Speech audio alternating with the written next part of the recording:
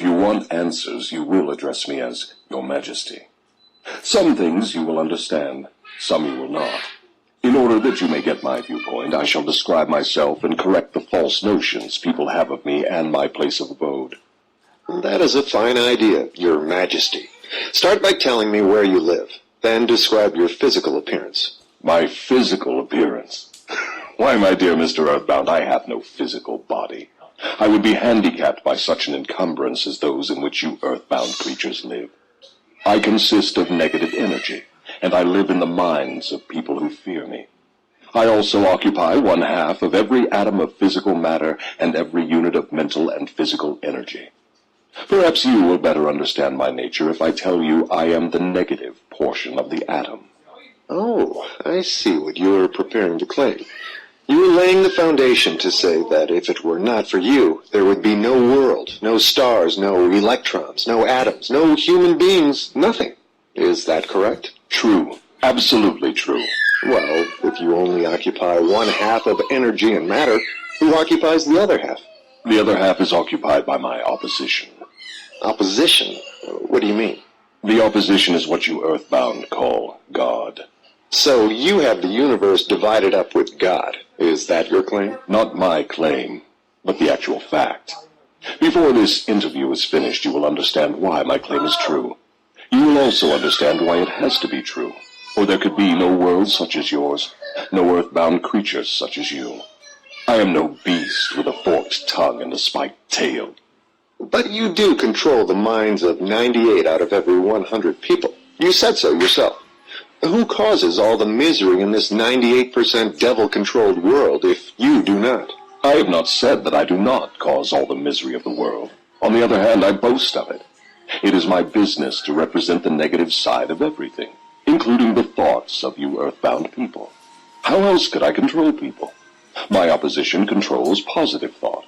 I control negative thought. How do you gain control of the minds of people? Oh, that is easy.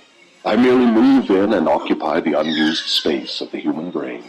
I sow the seeds of negative thought in the minds of people so I can occupy and control the space. You must have many tricks and devices by which you gain and hold control of the human mind.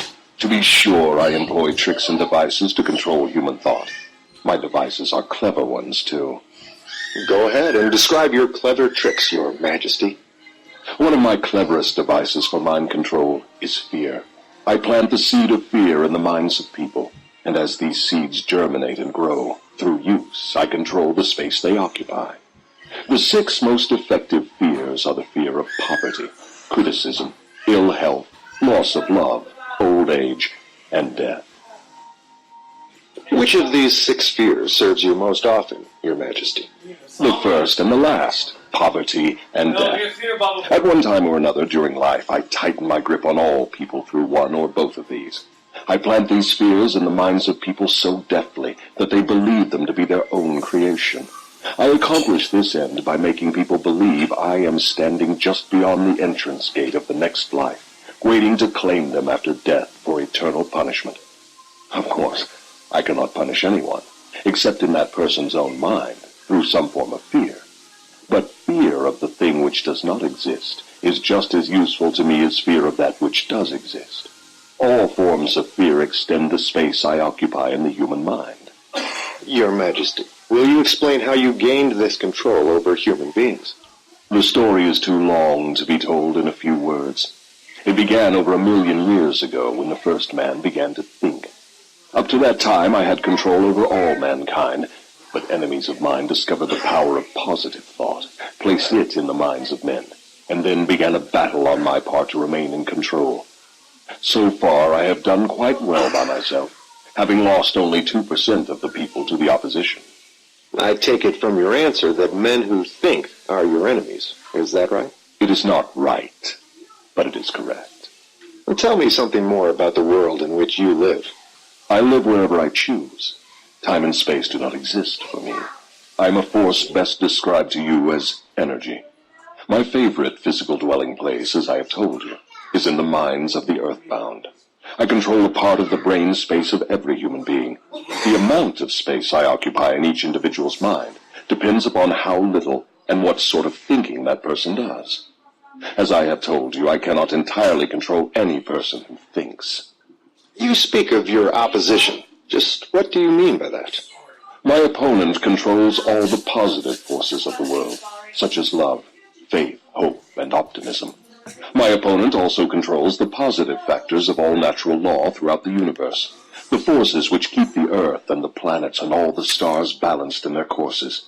But these forces are meek in comparison with those which operate in the human mind under my control. You see, I do not seek to control stars and planets. I prefer the control of human minds. Where did you acquire your power, and by what means do you add to it? I add to my power by appropriating the mind power of the earthbound as they come through the gate at the time of death. 98 out of every 100 who come back to my plane from the earth plane are taken over by me, and their mind power is added to my being. I get all who come over with any form of fear. You see, I am constantly at work, preparing the minds of people before death, so I can appropriate them when they come back to my plane. Will you tell me how you go about your job of preparing human minds so you can control them? I have countless ways of gaining control of human minds while they are still on the earth plane. My greatest weapon is poverty. I deliberately discourage people from accumulating material wealth, because poverty discourages men from thinking and makes them easy prey for me. My next best friend is ill health. An unhealthy body discourages thinking.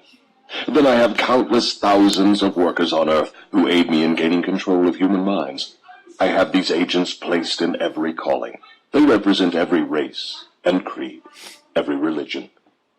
Who are your greatest enemies on Earth, Your Majesty? All who inspire people to think and act on their own initiative are my enemies. Such men as Socrates, Confucius, Voltaire, Emerson, Thomas Paine, and Abraham Lincoln. All right, so I left off with talking about the cells, how the nucleus and the neutrons and the protons are both in the middle of the nucleus, and the electrons are around. And same with electricity. Your ground wire is right beside, your ground is in there near your positive, and your negative is a little bit further away, which the electrons, you need the positive and the negative for the electricity, but it's generally your electrons that are running around in the circuit trying to find the ground. That's how they get manipulated to make electricity.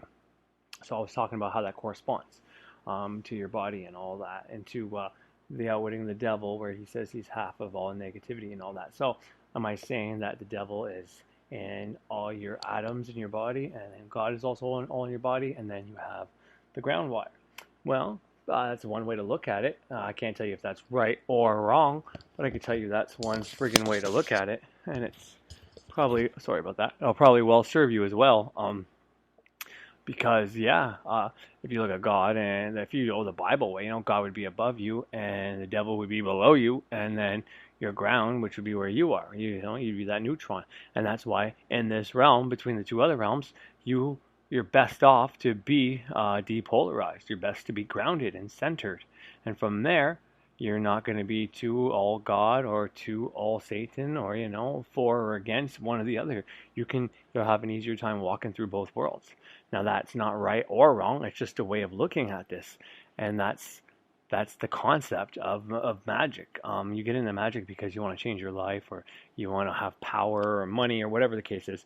But most people, sometimes you go through this unbalanced stage where you start thinking you're better than other people, or you want to cast on people and all that. And I've certainly gone through stages where I never cast against anybody, but I've done things and said things and felt ways about certain people and their messages that they say, like not being very nice and actually judging. And that's one thing I totally pride myself in now, is I don't judge anybody. It doesn't matter. You might hear me say something about like a priest being a fucking idiot if he doesn't actually listen to his intuition and just, tells the kid to do a few Hail Marys who's having a hard time or whatever. I'm not judging that priest. I understand that priest was taught and he's trying to do something that he believes in and all that. That being said, if this priest is actively looking out, trying to find witches or magical practitioners and hunting them down, well, that'd be a whole different story. I'm not saying I would just let somebody hurt my family or anything like that, or hurt me. But I don't believe in focusing on something like that at this very moment anyways.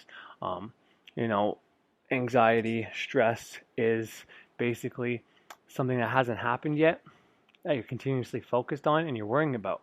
And in magic, if you add fear to a thought, well, it'll manifest. Or if you add love to a thought, it'll manifest. So to use anxiety or worry or stress, they say, stress can cause cancer and stuff like that. Well, why do you fucking think that is? If someone's stressing about having fucking cancer, well then, yeah, it's not stress that causes cancer. It's magic that causes cancer, But anyways, that's besides the point. Polarity of cells. If you're balanced and grounded, then that will filter down to your cells.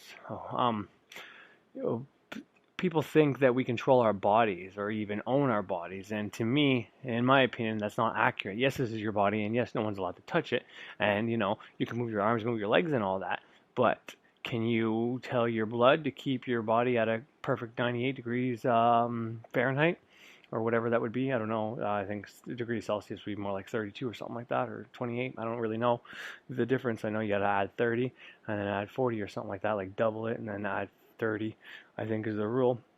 But anyways, and here in Canada we're degrees Celsius. So, but that's the point. The only organs, like I said, we control are our lungs, and even that we don't even control all the time. So to assume that we own our body or we can control our body or demand our body to do things, like you can't just fall asleep when you want to. You can't just say, hey, I'm going to sleep now. I mean, yeah, you can go lay upstairs and try. And the more you think about the fact that you can't fall asleep, that's why you can't fall asleep. I mean, that's in movies. That's everywhere. Everybody knows that.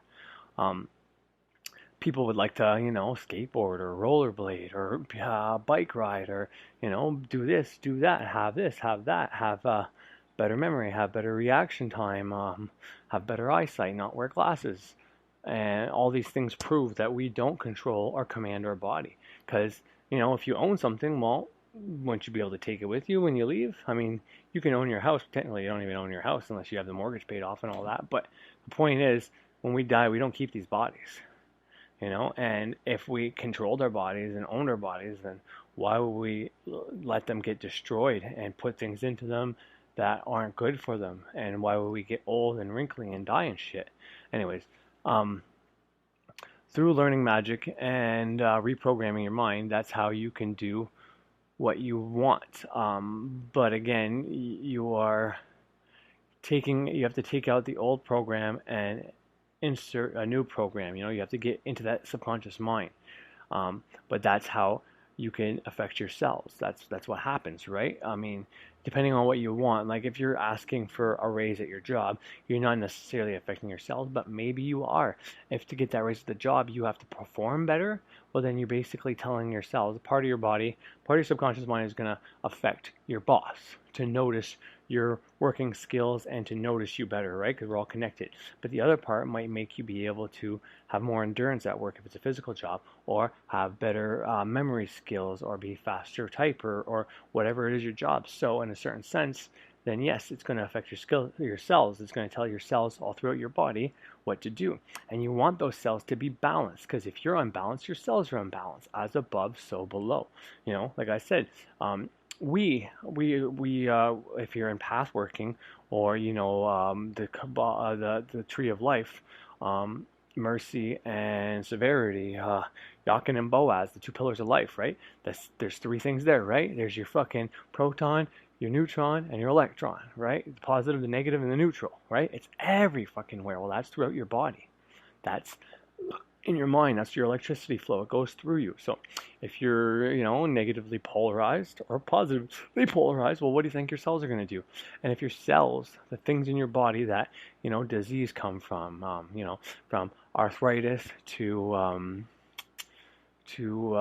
cancer, or fucking, I don't know about AIDS. I don't know how prominent AIDS is anymore. I don't really hear too many cases of that shit there. I've heard a bunch of hype and media's version of what happened. But anyways, that's besides the point. Point is, if you're too positive, then you might get a disease like cancer, where all your cells think they're independent of each other.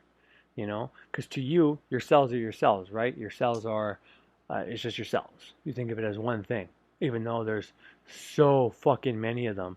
I would throw a number out there like fucking 1 billion or 1 trillion, but I don't know the exact number, and I don't want to sound like an idiot, so I'll just leave it as that. But there's so many of them, and every cell is working in harmony to perform your task for you. And you might not even think of it that way, and you may. I don't always think about it that way. When I'm reminded or when I think about it, I do. And they say healing magic is how, if you want to do like instant healing magic, you need to directly affect the cells around whatever you need to heal. Like a cut on your hand, you'd be talking to the cells that are all responsible for killing off the ones that aren't going to be able to be revived and creating new ones at a very fast rate until that is completely healed.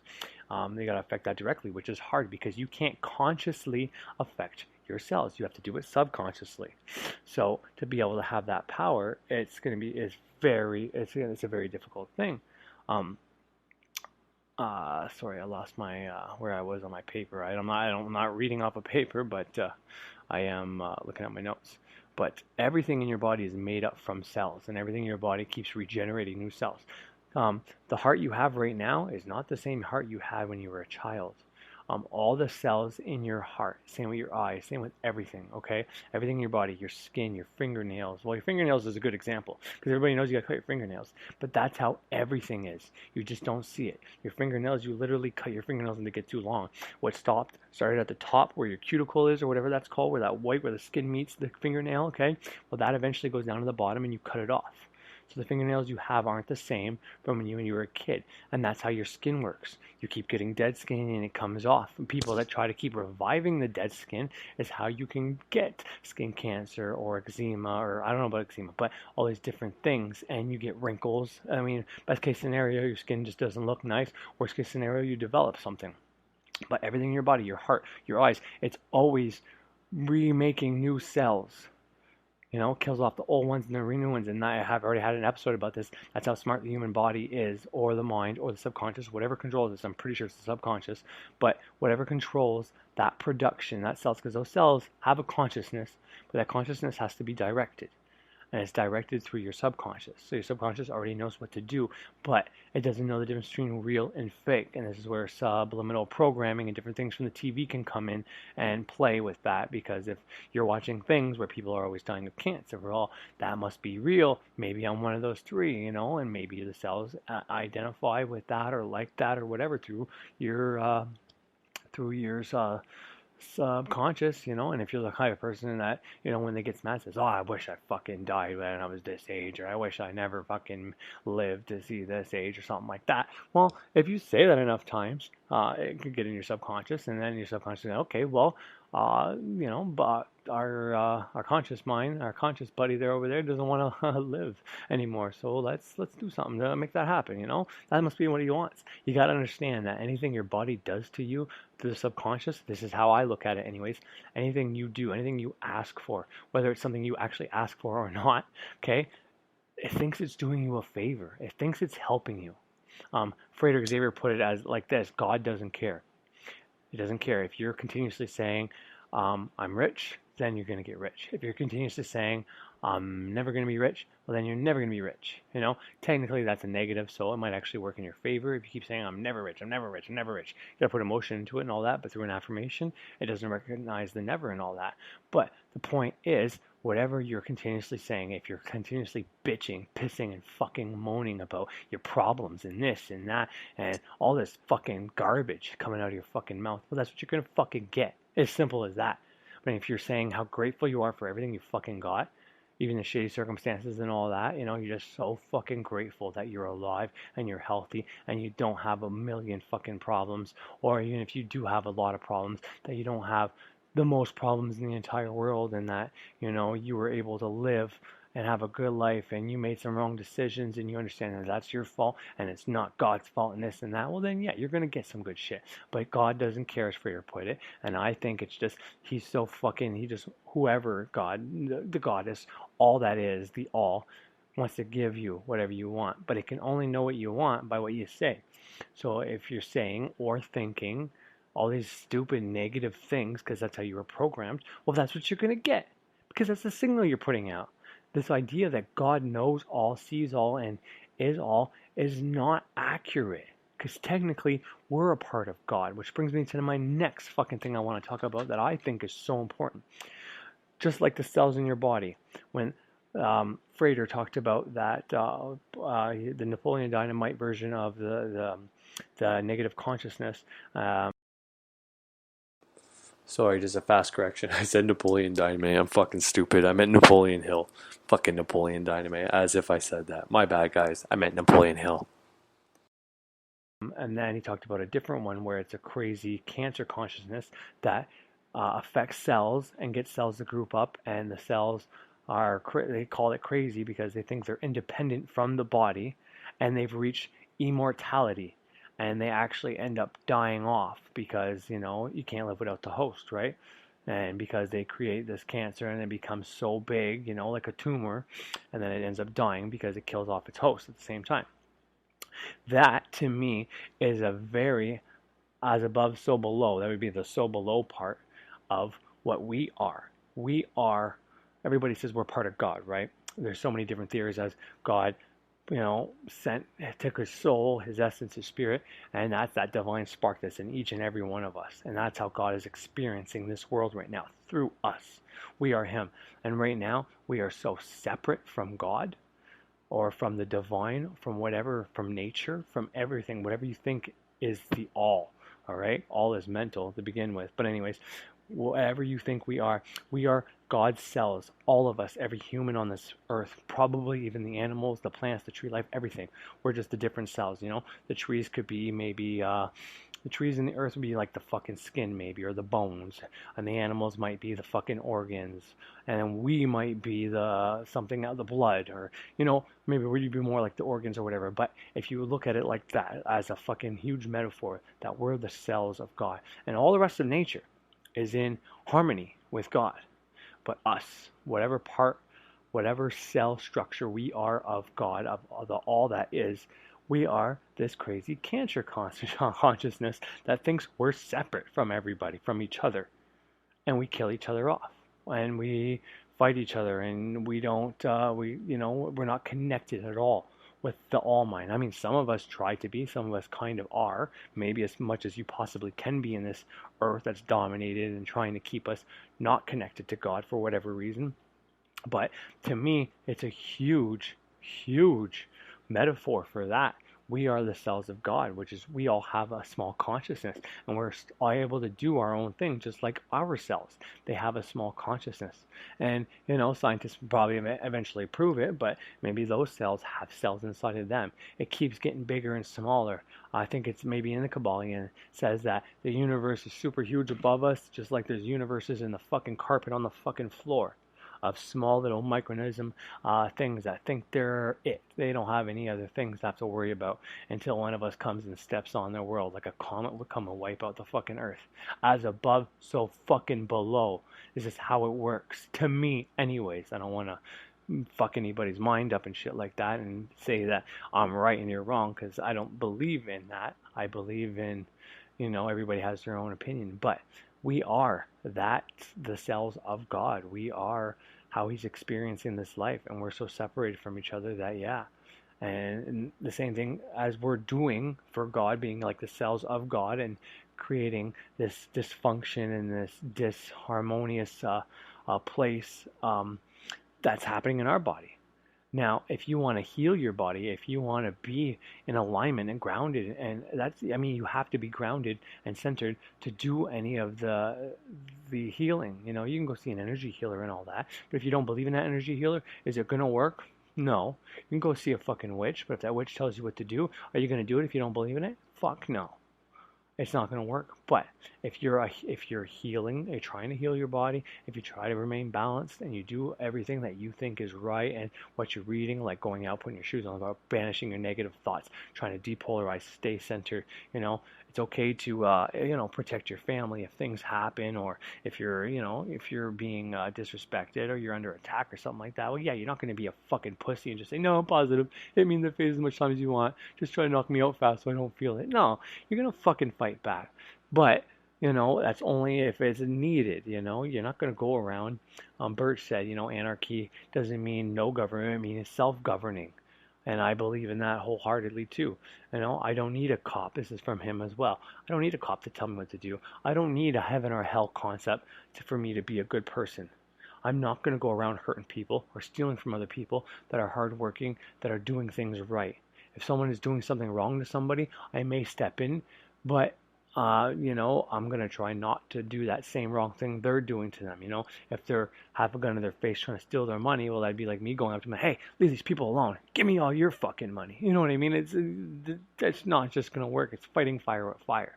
Even if you add air to fire, it'll get bigger. You know what I mean? That's why the firemen kick out the fucking windows when there's a fire. So, because as soon as they do that, fire gets twice as big. Adding words and fucking shit. No. You need to add water to fire or ground to fire. You put, special kinds of solutions that are kind of like very base, not acidic base, like ground is, or fucking water. You know what I mean? Water is a type of base as well. It's in between the spectrum. But I'm getting off topic, and I'm almost out of time. So that's what I think. We see ourselves separate, and to be prosperous and you need to be in one with nature, which is the basis of magic and witchcraft to me. And once you're in line with nature, then nature can help you out, and you're in harmony with the Godhead, with the all that is. And when that happens, then you're not going to fucking die of these crazy diseases, and you're not going to have a shitty time. You're going to be in line with what you're supposed to be doing. You're going to find your passion and all that, and then that's how everything is going to work out for you in the end. But if you're not, if you think you're separate, you don't believe in, an afterlife or God or nature or, the goddess or anything like that, then you risk that you run the chance of getting something like a disease or being, polarized and all that. So you don't have to believe in God. Like when I say God, I'm not talking about the Christian God. I'm just using that term to describe the all. Because to me, saying the all over and over again may confuse people. I don't know, but I mean the all. What the Kabbalion refers to as the all. We're all in the mind of God, and that's why we can do the same things as God, but on a micro level, not the macro as He does it. That's what I mean. And and if you're going to like another human, like say you're going to a church and listen to a priest, or you're listening to, and it could be a witch, it could be a magician, but if they're unbalanced and you're getting their opinion and that's what you're running with, instead of getting your own opinion of God, connecting to earth, being in balance, using your intuition to tell you what is right or wrong, or what you should be doing, then you're going to risk that, because God never came down. The all mind never came down and said, this is what I want you guys to do. No, He came down through our soul, our spark, our divinity, that thing that we have that connects us to Him. That's how He comes down. That's how He talks to us. First, you need to get in touch with your conscious mind or subconscious mind, and then from there you get in touch with, however you want to call it, the higher self, the holy and guardian angel, whatever you want to call it, the goddess, Gaia, whatever it is. You first need to be in line with nature, with your balance, whatever your chakras, your glands, you need to have that energy current coming through you. Because if you only have positive or only have the negative, or you have way more than one than the other, then that ground line coming up from the earth there is not going to run through you. And you first have to be there, because like I said, everything in nature is a cell of God, and so are we. But we are separated from the animals, from the insects, from the trees, from the ground, from the water. We are separated from the elements. And that is causing us all this disharmony, fighting, violence, and all this shit. Sometimes that shit's needed, because it's getting us to the point where we are today, where we're realizing something's not right. And people are feeling it. Like I'm feeling it right now, that something feels like something big's about to happen. I don't know if it's good, I don't know if it's bad, but I'm feeling something. And that's why my messages are like this. That's why other people's messages are sometimes coming out like this as well. Maybe not. I could be completely wrong. I'm just saying. So if we are a cell of God, and one of the most important cells, you know what I mean? You can debate all day what's more important, your bones or your blood or your organs, but they're all needed. Just like if we didn't have the fucking trees, well, we would have no oxygen right now, because the trees exhale oxygen and they inhale carbon dioxide, whereas we inhale oxygen and exhale carbon dioxide. We are in perfect sync with each other, us and the trees, and the insects and all that keep some of the fucking trees going, keep things off the trees. Same with some of the animals. And we need water to make those trees. So all of this is connected. We are all supposed to be in tune and in harmony with each other. And because we're not, if you become in harmony with nature, your surroundings, and you get that ground line coming up from the earth, then yes, you will prosper. You will find your purpose. You will become abundant, or whatever it is that you truly want, you will get it because you are in line with what it's supposed to be, how this is supposed to work. And if you're not in line with this shit, you can listen to occult shit all day, and it ain't gonna do a fucking thing. Anyways, I had more to say about that, but I think that I'm going to leave it at that. I don't know how much time I have left, but the fear and the death thing whenever you die. I think I hit on it before. If you die in fear, I think you come back, you get reincarnated until you finally don't. And you actually, when you die, you're in a state of love. I think that's how it works, and that is super important. If you haven't read or listened to that book, you should. Check out Frater, check out Birch, and yeah, have a good fucking day. We're not doing me any good either. Is it true that you use men who have great wealth? As I have already told you, poverty is always my friend because it discourages independence of thought and encourages fear in the minds of men. Some wealthy men serve my cause, while others do me great damage, depending on how the wealth is used. The great Rockefeller fortune, for example, is one of my worst enemies. That is interesting, Your Majesty. Will you tell me why you fear the Rockefeller fortune more than others? The Rockefeller money is being used to isolate and conquer diseases of the physical body in all parts of the world. Disease has always been one of my most effective weapons. The fear of ill health is second only to the fear of poverty. The Rockefeller money is uncovering new secrets of nature in 100 different directions, all of which are designed to help men take and keep possession of their own minds. It is encouraging new and better methods of feeding, clothing, and housing people. It is wiping out the slums in the large cities, the places where my favorite allies are found. It is financing campaigns for better government and helping to wipe out dishonesty in politics. It is helping to set higher standards in business practice and encouraging businessmen to conduct business by the golden rule. And that is not doing my cause any good. What about these boys and girls who are said to be on the road to hell? Are you in control of them? Well, I can answer that question only with yes and no. I have corrupted the minds of the young by teaching them to drink and smoke. But they have me baffled through their tendency to think for themselves. You say you have corrupted the minds of the young people with liquor and cigarettes. I can understand how liquor might destroy the power of independent thought, but do not see what cigarettes have to do with helping your cause.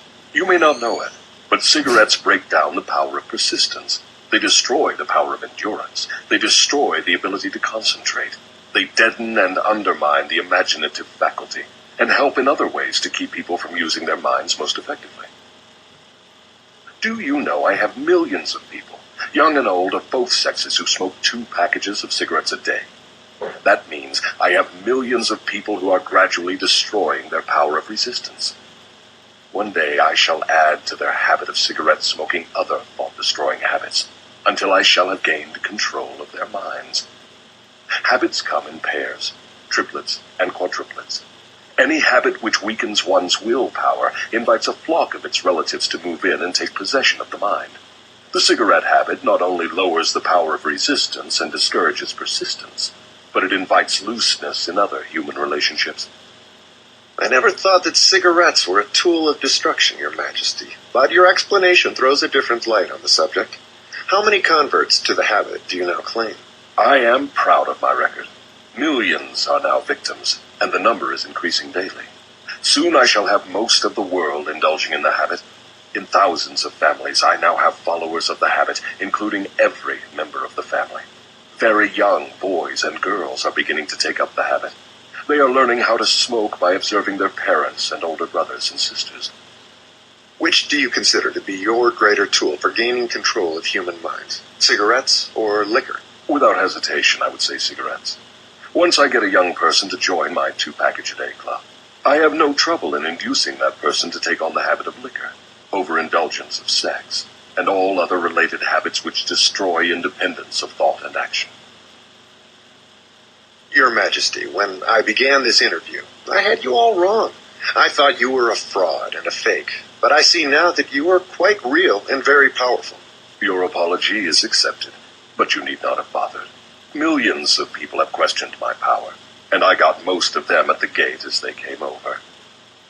I ask no person to believe in me. I prefer that people fear me. I am no beggar. I take what I want by cleverness and force. Begging people to believe is the business of my opposition, not mine. Your Majesty will please pardon my rudeness, but I would not be able to look myself in the face again if I did not tell you, here and now, that you are the damnedest fiend ever to be turned loose on innocent people. I always had the wrong conception of you. I thought you were kind enough to let people alone while they were living, that you merely tortured their souls after death. Now I learn from your own brazen confession that you destroy their right to freedom of thought and cause them to go through a living hell on earth. What do you have to say to that? I get what I want by exercising self-control.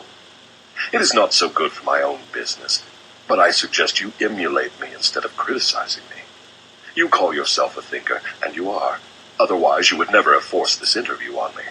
But you will never be the sort of thinker that frightens me unless you gain and exercise greater control over your own emotions. Let us get away from personalities. I came here to learn more about you, not to discuss myself. Please go ahead and tell me of the many tricks you have devised for gaining control of the human mind. What is your most powerful weapon just now? That is a difficult question to answer. I have so many devices for entering human minds and controlling them that it is difficult to say which are the most powerful. Right at the moment, I am trying to bring about another world war. My friends here in Washington are helping me to involve America in the war. If I can start the world to killing on a wholesale basis, I shall be able to put into operation my favorite device for mind control. It is what you call mass fear. I used this device to bring about the other World War in 1914. I used it to bring about the economic depression in 1929. And if my opposition had not double-crossed me, I would now be in possession of every man, woman, and child in the world. You can see for yourself how near I came to world domination. The thing I have been struggling to attain for thousands of years. Yes, I see your point. Who wouldn't? You are a very ingenious manipulator of the minds of people. Is your devilish business carried on only through people of high position and great influence? Oh, no. I use the minds of people in all walks of life. As a matter of fact, I prefer the type of person who makes no pretense of thinking. I can manipulate that sort of person without difficulty. I could not control 98% of the people of the world if all people were skilled in thinking for themselves. I'm interested in the welfare of those people whom you claim to control. Therefore, I wish you to tell me all of the tricks by which you enter and control their minds. I want a complete confession from you. So begin with your cleverest trick. This is suicide you are forcing on me, but I am helpless. So settle down, and I will place in your hands the weapon by which millions of your fellow earthbound will defend themselves against me. Tell me first about your most clever trick, the one you use to ensnare the greatest number of people. If you force me to give away this secret, it will mean my loss of millions of people now living, and still greater numbers of millions as yet unborn. I beg of you, permit me to pass this one question unanswered. So His Majesty the Devil fears a mere humble earthbound creature? Is that right? It is not right, but it is true. You have no right to rob me of my most necessary tool of trade. For millions of years I have dominated earthbound creatures through fear and ignorance. Now you come along and would destroy my use of these weapons by forcing me to tell how I use them. Do you not realize that you will break my grip on every person who heeds this confession you are forcing from me? Have you no mercy? Have you no sense of humor? Have you no sportsmanship? Stop stalling and start confessing. Who are you to ask mercy of one whom you would destroy if you could?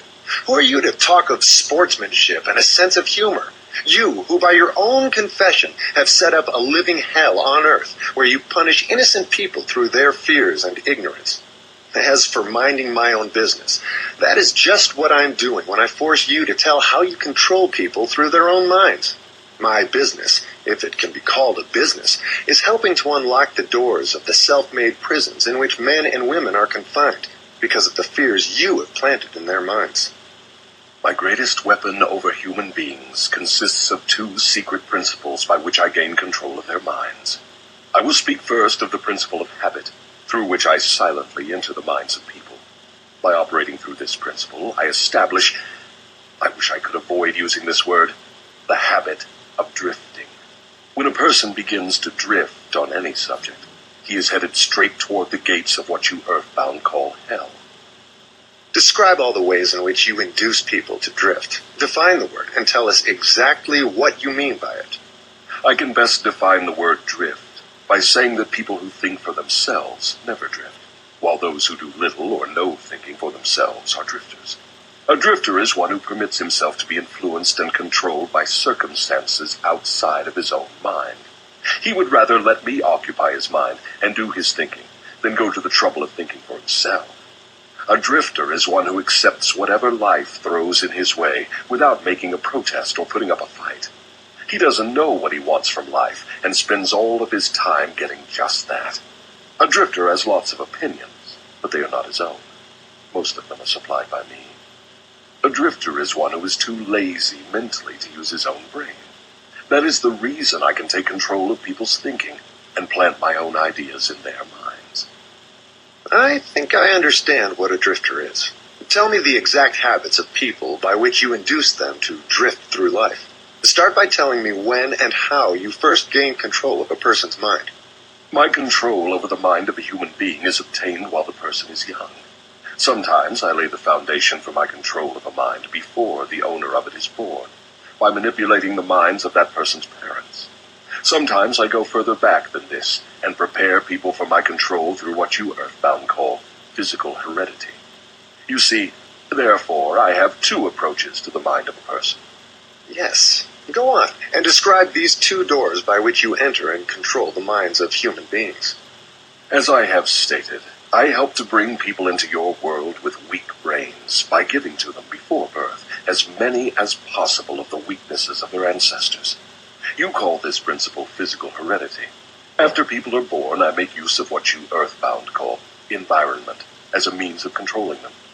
This is where the principle of habit enters. The mind is nothing more than the sum total of one's habits. One by one, I enter the mind and establish habits, which lead finally to my absolute domination of the mind. Tell me of the most common habits by which you control the minds of people.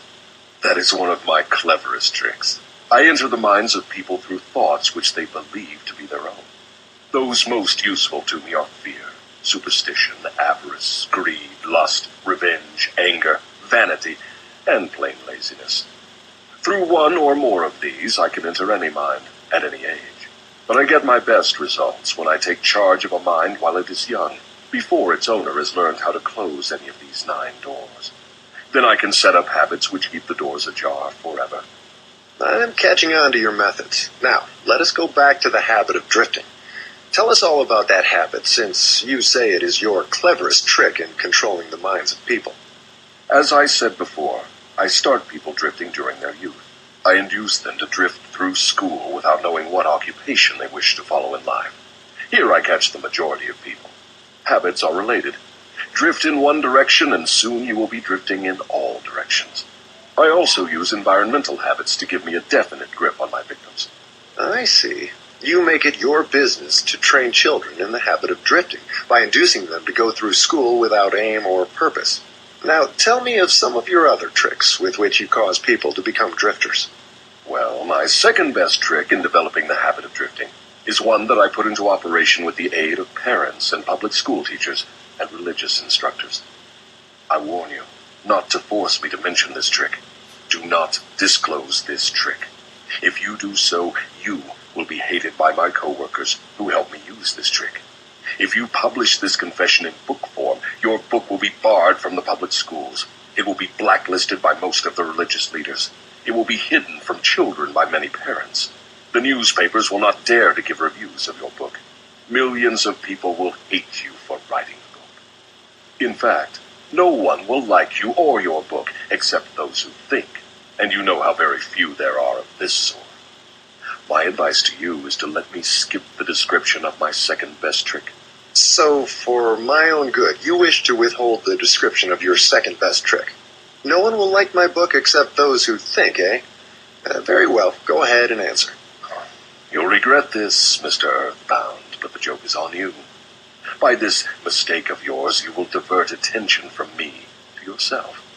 My co-workers, of whom there are millions, will forget about